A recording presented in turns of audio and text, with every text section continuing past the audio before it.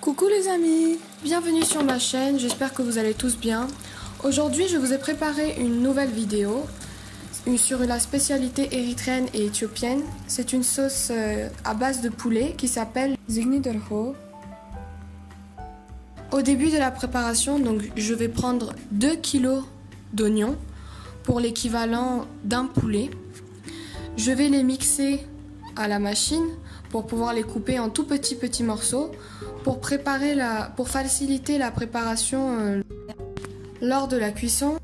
Vous pouvez les couper vous-même, mais je préfère les mixer car c'est plus facile pour pouvoir les faire cuire et faire évaporer toute l'eau des oignons. Au fil de la cuisson, vous allez voir que la quantité d'oignons semblera diminuer, mais c'est normal, c'est juste à cause de l'eau, car on va éliminer toute l'eau qu'il y a dans les oignons. Il ne faudra pas oublier de mélanger tout le temps, quasiment toutes les 2 à 3 minutes, pour éviter que les oignons ne frient totalement et ne brûlent au fond de la casserole. Comme vous pouvez le voir sur la vidéo à présent, il y a beaucoup d'eau dans la casserole alors que je n'ai rajouté aucune eau. C'est simplement l'eau dans les oignons qui a été retenue dans la casserole parce que j'ai les fermés. Mais cela permet toutefois que les oignons puissent caraméliser correctement et puissent bien cuire tout en mélangeant régulièrement. N'oubliez pas de fermer la casserole car cela permet de retenir l'eau et donc de bien faire cuire les oignons. Ici, on peut voir que la quantité des oignons a nettement diminué et que les oignons sont très colorés, très rouges. Ce n'est dû à aucun condiment que j'aurais rajouté, c'est juste dû au fait qu'il n'y a plus d'eau et qu'il ne reste plus que les oignons eux-mêmes. Mais cela ne veut pas dire qu'il n'y a plus d'eau. Cela veut juste simplement dire que l'eau a considérablement diminué, mais il faut continuer à faire cuire les oignons jusqu'à ce qu'il ne reste quasiment plus d'eau et que la mixture soit quasiment sèche. N'oubliez pas de mélanger régulièrement parce qu'il y a toujours un risque que les oignons se collent à la casserole. Je n'oublie pas de tout le temps recouvrir la casserole car il faut quand même continuer à faire mijoter les oignons et faire en sorte qu'ils mijotent correctement. Et bien sûr, je continue de mélanger, ce qui permet aussi l'évaporation de l'eau. Quand les oignons ont atteint une certaine couleur rouge assez présente et que l'on voit que la mixture est quasiment sèche, on peut rajouter je rajoute un petit peu d'huile, pas beaucoup, parce que je vais rajouter du beurre spécial d'Érythrée par la suite. Donc là, je rajoute de l'huile pour faire frire les oignons, pour les faire revenir. Et donc je vais faire cuire ces oignons-là pendant 30 minutes avec l'huile. Et je n'oublie pas de continuer à mélanger régulièrement, encore plus qu'avant, parce qu'il y a plus de risques maintenant que les oignons se collent à la casserole. Donc là je referme pour que l'huile fasse bien cuire les oignons, toujours, mais il ne faut pas oublier de continuer à mélanger pour éviter que les oignons ne collent à la casserole. Donc là, après avoir ouvert la casserole, je mélange encore un petit peu pour ne pas faire coller les oignons à la casserole. Et je rajoute de l'ail et du gingembre que je vais bien faire cuire avec les oignons dans la sauce. Je continue toujours de bien mélanger les oignons, même avec l'ail et le gingembre. Je referme le couvercle encore une fois pour bien laisser mijoter. Mais n'oubliez pas de bien mélanger quand même.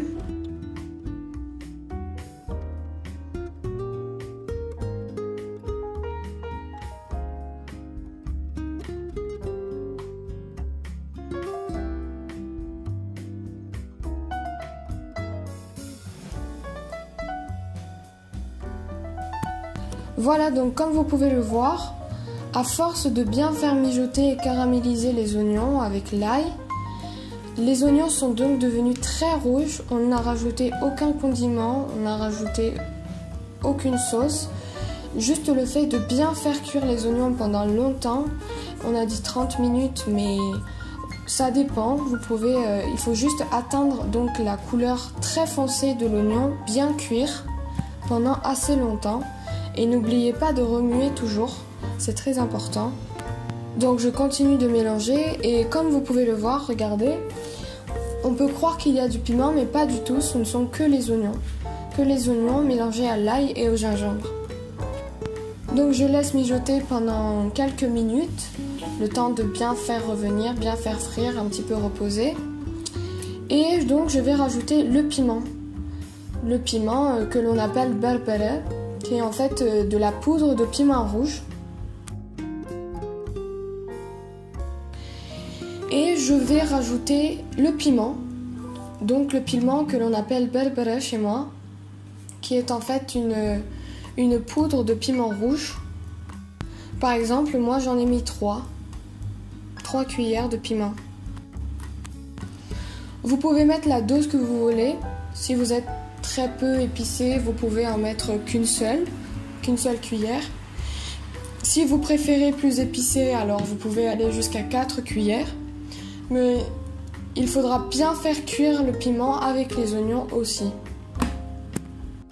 Donc après avoir mis le piment, je continue de bien mélanger les oignons avec le piment, bien mélanger pour qu'il y ait une homogénéité, pour que les oignons soient bien mélangés avec le piment. Et puis je rajoute donc le beurre que l'on appelle tasmi, qui est du beurre spécial d'Érythrée. En réalité, ce beurre, on le fabrique nous-mêmes à partir de beurre clarifié ou de beurre purifié. Donc c'est un beurre dans lequel on enlève les traces de lait et que l'on mélange avec des condiments qui sont particuliers en Érythrée et en Éthiopie.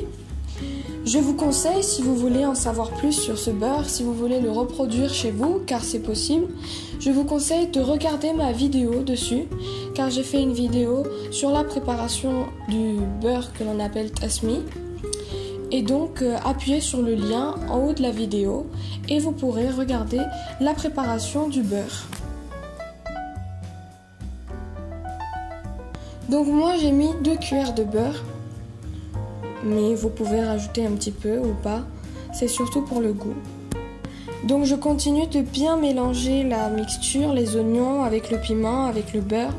On mélange tout très bien pour éviter encore que ça ne colle à la casserole et pour bien mélanger les ingrédients entre eux.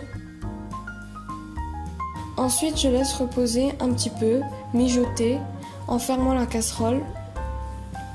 Puis je continue de mélanger encore, je rouvre la casserole pour mélanger. N'oubliez pas de mélanger régulièrement pour éviter que l'oignon ne colle à la casserole.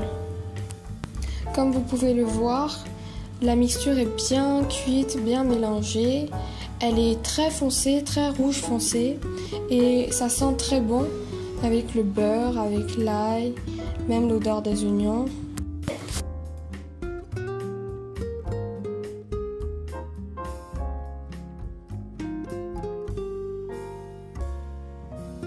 Donc, avant ma préparation, avant d'avoir commencé à préparer les oignons, j'avais pris mes pilons de poulet.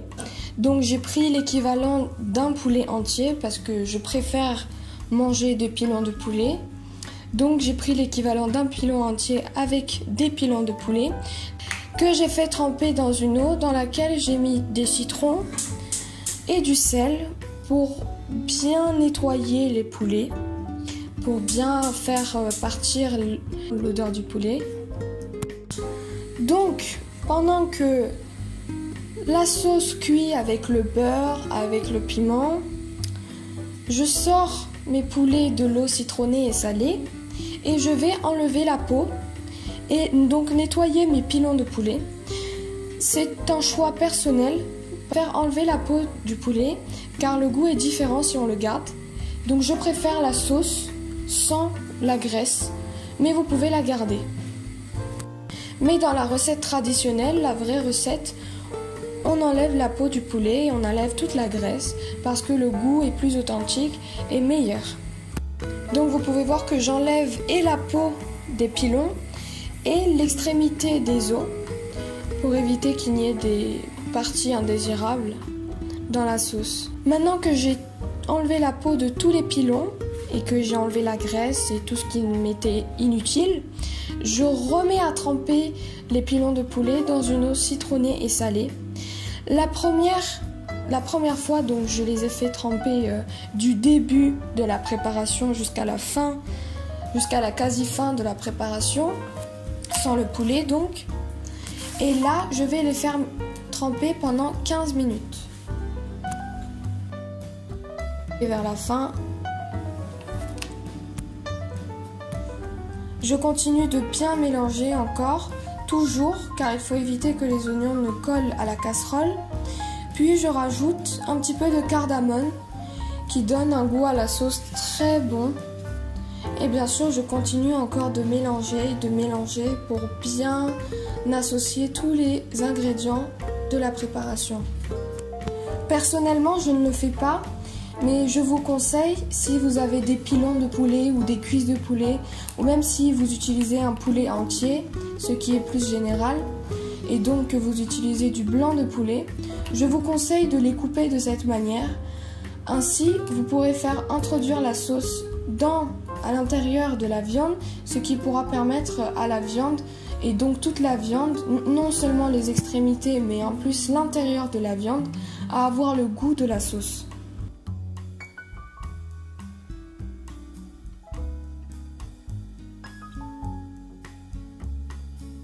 Donc à présent, j'ai rajouté mes pilons dans la sauce à laquelle je n'ai plus rien rajouté depuis, mais que j'ai continué à faire mijoter. Et je vais les laisser cuire avec les oignons. Il faut savoir que la sauce ne doit pas être très liquide, mais pas non plus très sec, bien sûr. Donc on va rajouter de l'eau progressivement tout au long de la cuisson, à partir du moment où on a rajouté le poulet dans les oignons. Donc là, vous pouvez voir que tous les poulets sont quasiment recouverts avec la sauce. Ils ne sont pas à l'extérieur.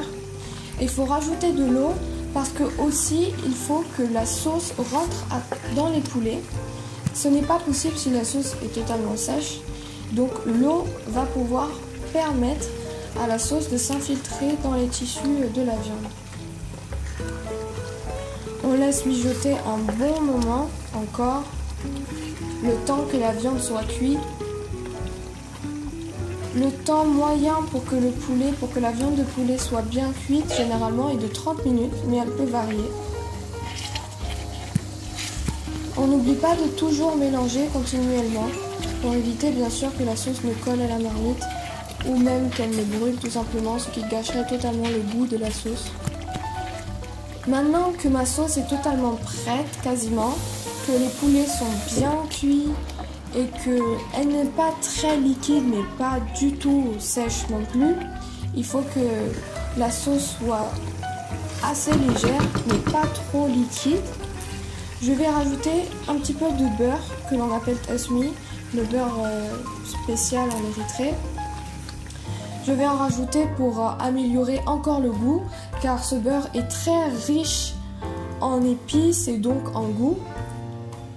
Avec ça, je vais rajouter de l'ail pour encore améliorer le goût de la sauce. Bien sûr, je continue toujours de mélanger. Il faut que l'huile et l'ail puissent cuire un peu.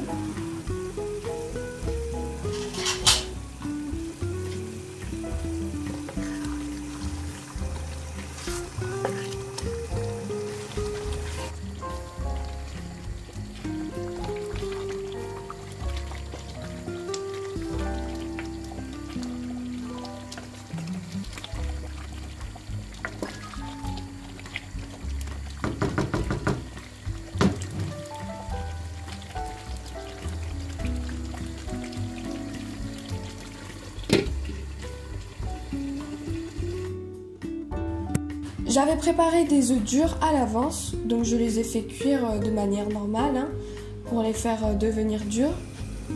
Et je vais les incorporer à la sauce qui est encore en train de cuire.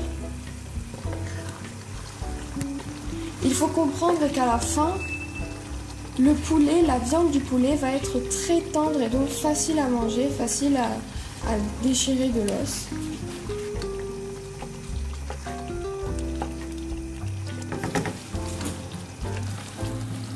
Donc on incorpore les œufs dans la sauce petit à petit.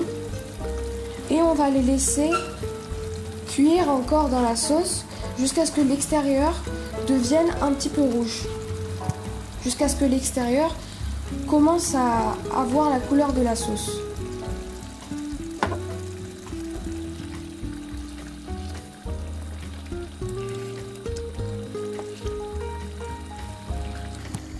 Donc à la fin, on voit très bien, la sauce est terminée.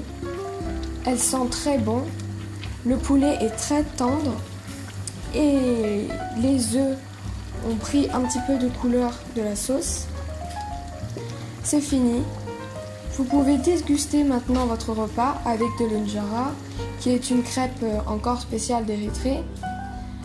Vous pourrez voir donc la préparation de l'injera dans une de mes prochaines vidéos. Je vous montrerai comment préparer. Maintenant, je vous souhaite un très bon appétit. J'espère que ce plat vous plaira. En tout cas, chez nous, il est très bon. C'est l'un des plats principaux. J'espère aussi que la vidéo vous a plu. N'oubliez pas de laisser un like, un petit commentaire, ça fait toujours plaisir. Ou bien même d'activer la cloche. Et donc, vous resterez au courant de mes prochaines vidéos, notamment celle sur la préparation de l'injera. Bonne journée à tous!